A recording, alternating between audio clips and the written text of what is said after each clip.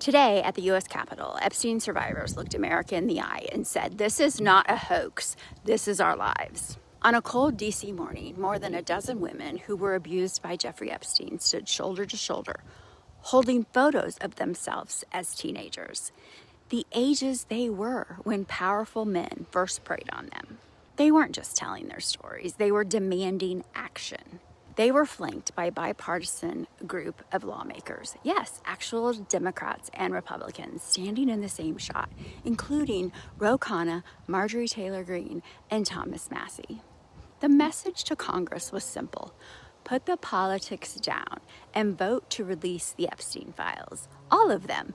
No more hiding behind ongoing investigations. No more delay tactics. No more protecting powerful friends. One survivor, Haley Robson, held up a picture of herself as a teenager and said, "I know everybody sees us today as grown adults, but we are fighting for the children that were abandoned and left behind in this reckoning.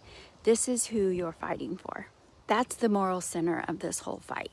Not billionaires, not politicians, not anyone's reputation. Kids who were trafficked, silenced, and then buried under layers of secrecy. The bill on the table is the Epstein Files Transparency Act. It forces the Department of Justice to release its Epstein records within days of passage. Survivors are calling this a first real step towards justice, not just for them, but for every kid who never got a microphone on the Capitol steps.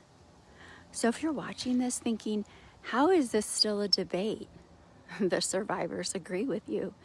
They showed up today, they put their faces and their 15-year-old selves on the line. The least we can do is keep the pressure on. Stay loud, stay informed, and don't let anyone in power pretend this is anything other than what the women themselves called it: a fight for the children they used to be.